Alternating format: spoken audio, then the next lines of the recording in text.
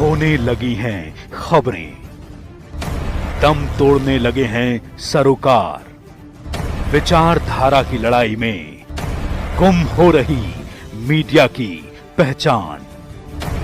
कोई समझौता नहीं, संतुलन के साथ खबरों के सफर की नई शुरुआत। नमस्कार, आपके साथ लवकुश कुमार। आज बताएंगे बाराबंकी जनपद के मुख्यालय पर मौजूद हैं हमारे साथ एक नेता बातचीत करने के लिए हैं जो कल छात्रों के ऊपर बिना अनुमति के लाठीचार्ज की गई। तो सबसे पहले हम नेताजी से बात करेंगे। नेताजी, सबसे पहले बताइएगा आपका नाम क्या है? मेरा नाम उमेश यादव है। और आप किस पद पर हैं? मैं भारतीय जनता पार्टी में युवा मोर्चे का मंडल उपाध्यक्ष हूँ, बंकी नगर से। अच्छा, जिस तरीके से कल छात्रों के ऊपर रामस्वरूप कॉलेज में लाठीचार्ज की गई, तो उस पर आप क्या कहना चाहेंगे? देखिए, ये घोर निंदनीय कार्य हुआ है और जिस तरीके से छात्रों पर लाठीचार्ज की गई है, ये प्रशासन की बड़ी चूक है और प्रशासन इस घटना से सबक ले। अच्छा, कहीं ना कहीं लाठीचार्ज करने के लिए क्या किसी से अनुमति लिए या कैसे, क्या पूरा मामला था? देखिए, अब लाठीचार्ज करने के लिए अनुमति तो लेना ही पड़ेगा इनको अपने उच्च अधिकारियों से, या फिर ये कह दे कि कोतवाल साहब या चौकी इंचार्ज अपने मन से लाठीचार्ज किए हैं। इसका भी तो स्टेटमेंट इनको देना चाहिए। लेकिन जिस तरीके से बताया जा रहा है कि स्कूल का 2 साल से कोई मान्यता नहीं थी, लेकिन लगातार उसमें एडमिशन हो रहे थे, तो कैसे, क्या मामला? देखिए, ये शिक्षा माफियाओं का खेल है और ये संज्ञान में आ चुका है। उत्तर प्रदेश की सरकार माफियाओं को बर्दाश्त नहीं कर सकती है और आप देखिएगा अगले 24-36 घंटे के अंदर ऐसे माफियाओं पर उचित कार्रवाई माननीय योगी आदित्यनाथ के द्वारा की जाएगी। जैसे जिस तरीके से बाराबंकी पुलिस की लापरवाही देखने को मिली है और छात्रों के ऊपर लाठी की बरसात की गई है, तो इस पर आप क्या कहेंगे? देखिए, पुलिस अपनी निष्क्रियता को छिपाने के लिए छात्रों पर बेवजह लाठीचार्ज किया है। जब छात्र वहाँ 20 दिन से कॉलेज प्रशासन से बात कर रहे थे, अपनी मांग कॉलेज प्रशासन के सामने रख रहे थे, 2-3 दिन से लगातार जो है अखिल भारतीय विद्यार्थी परिषद के कार्यकर्ता और वहाँ के पढ़ने वाले छात्र आंदोलन कर रहे थे, तब ये पुलिस कहाँ चली गई थी? क्या पुलिस के उच्च अधिकारी जाके छात्रों से बात नहीं कर सकते थे? कहीं ना कहीं जैसे आप एक बात कह रहे थे कि सबसे बड़ी, जब से ये पुलिस अधीक्षक आए हैं आरपीएफ विजय वर्गीय जी, तब से ये लापरवाही देखने को मिल रही, तो इस पर क्या कहना चाहेंगे? देखिए, 2-3 घटनाएं बहुत जल्दी हुई हैं, जिसमें हमारे कुछ भाजपा के कार्यकर्ताओं के साथ भी ऐसी घटनाएं हुई हैं और इन्हीं सब घटनाओं को लेकर मुझे तो लग रहा है कि जब से विजय वर्गीय जी यहाँ पर चार्ज संभाले हैं, तब से भारतीय जनता पार्टी के कार्यकर्ता हों, बजरंग दल के हों, हिंदू जागरण मंच के हों, ये एबीवीपी के कार्यकर्ता हों, इनके खिलाफ जो है शोषण पुलिस का चालू हो चुका है। लेकिन भारतीय जनता पार्टी की सरकार है, उनकी ही सत्ता है, उनकी ही पुलिस है, तो इस पर क्या कहेंगे आप? देखिए, सत्ता भारतीय जनता पार्टी की केंद्र में भी है, डबल इंजन की सरकार यहाँ पर चल रही है, लेकिन कुछ गणित मानसिकता के लोग भी हैं जिनकी मानसिकता को बदला नहीं जा सकता है। लेकिन डबल इंजन की सरकार है, भारतीय जनता पार्टी की सरकार है, आप भारतीय जनता पार्टी के नेता हैं, जिस तरीके से पुलिस प्रशासन की लापरवाही देखने को मिल रही, तो इस पर क्या कहेंगे आप? देखिए, पुलिस प्रशासन ने जो लापरवाही की है, कुछ लोगों को सस्पेंड किया गया है, चौकी इंचार्ज हैं और कोतवाल साहब हैं और सम्मिलित पुलिसकर्मी हैं और सीओ साहब हैं, इन लोगों को शायद लाइन हाजिर कर दिया गया है, ऐसा आप ही लोगों से ज्ञात हुआ था। और देखिए, आईजी साहब जांच के लिए आए हुए हैं, आगे जो भी चीज़ निकल के आएगी, जो भी दोषी होगा उसको बख्शा नहीं जाएगा। नहीं तो कहीं ना कहीं पूरा मामला कैसे, क्या है? जैसे जिस तरीके से भारतीय जनता पार्टी की सरकार है, भारतीय जनता पार्टी की पुलिस है और आप भारतीय जनता पार्टी के नेता भी हैं, तो इस पर पुलिस पर क्या सवाल खड़ा होता है?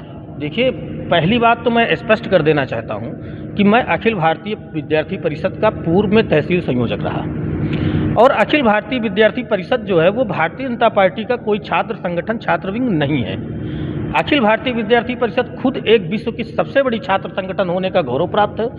भारतीय जनता पार्टी की सरकार है, भारतीय जनता पार्टी राष्ट्रवादी विचारधारा के साथ काम कर रही है और हमारी भी राष्ट्रवादी विचारधारा है, इसलिए हम भारतीय जनता पार्टी के एक सपोर्टर बन गए। लेकिन जिस तरीके से आप बाराबंकी पुलिस अधीक्षक पर आरोप लगा रहे हैं कि पुलिस अधीक्षक की सबसे बड़ी लापरवाही देखने को मिल रही, जब से ये पुलिस अधीक्षक आए हुए हैं कई घटनाएं हो चुकी हैं, तो इस तरीके से आप पुलिस को टारगेट कर रहे हैं और पुलिस अधीक्षक पर आरोप लगा रहे हैं, तो क्या सच्चाई है? देखिए, मैं टारगेट पुलिस को क्यों करूँगा? पुलिस को मैं टारगेट नहीं कर रहा हूँ। पुलिस जो नाकाम चीज़ें कर रही हैं उनको उजागर करने का काम कर रहा हूँ कि अपनी नाकामियों से सीख ले पुलिस, आगे से ऐसा छात्रों पर बर्बरतापूर्वक कार्य ना किया जाए। अगर कोई माफिया है, कोई गुंडा है, आप उस पर सख्ती के साथ काम करिए, लाठी चलाइए, गोली चलाइए, आपको पूर्ण अधिकार है, लेकिन छात्रों के साथ ऐसा कोई अधिकार आपको नहीं दिया गया। जैसे कि मान लीजिए कॉलेज के खिलाफ अगर कोई कार्रवाई नहीं होती है तो आगे आप लोग क्या करेंगे? देखिए, अगर कॉलेज प्रशासन के खिलाफ कार्रवाई नहीं की जाती है, और जैसा कि अभी तक तमाम न्यूज़ चैनल, आपके मीडिया साथी जो दिखा रहे हैं कि कॉलेज प्रशासन पर भी जो है कार्रवाई हो रही, शिक्षा मंत्री जी का जो है स्टेटमेंट आया हुआ है कि कॉलेज के खिलाफ FIR कराई जाएगी।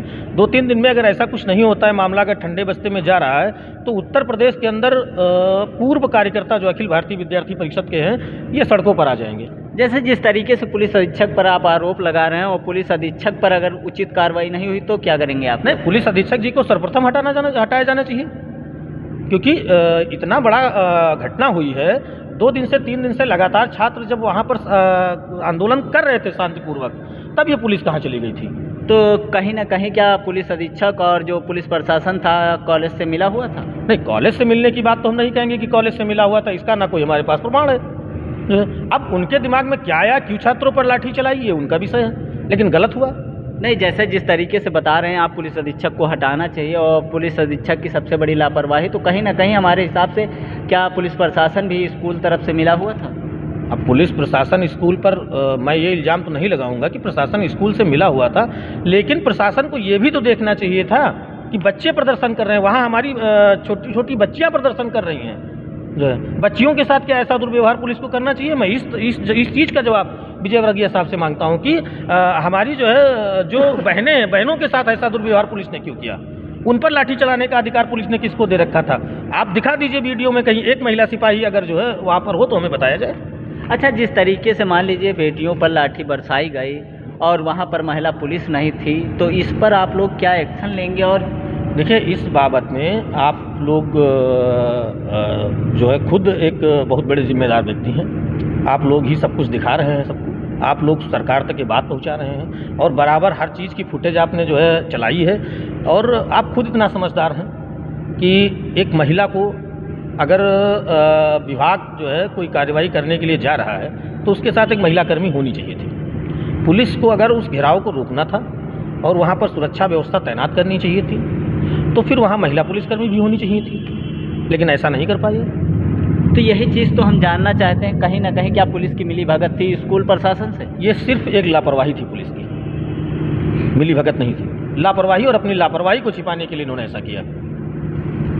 आगे आप लोग क्या चाहते हैं? आगे हम लोग चाहते हैं कि भाई कार्यकर्ताओं को जो हमारे छात्र थे वहाँ पर, जिन्होंने वहाँ पर एडमिशन लिया था, उनको भविष्य ना खराब हो, उनको किसी दूसरे कॉलेजों में दाखिला दिलाया जाए, वो भी उसका वाहन सरकार पूरा खर्चा उठाए, और जो भी लोग दोषी हैं उस पर उचित से उचित कार्रवाई की जाए, चाहे वो सरकार में बैठा हुआ कोई व्यक्ति हो या प्रशासन में बैठा हुआ कोई भी व्यक्ति हो।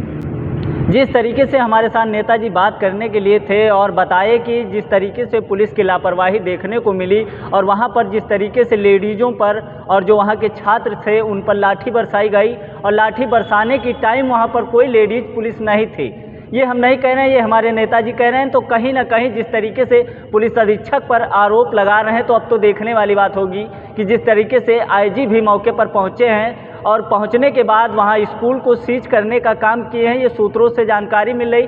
अब तो देखने वाली बात होगी कि ऐसे में पुलिस अधीक्षक पर कार्रवाई होती है या नहीं होती है, और जो ये दोषी पुलिसकर्मी हैं इन पर क्या कार्रवाई होती है। नमस्कार, लवकुश कुमार, कैमरा पर्सन वीरेंद्र कुमार के साथ बाराबंकी से।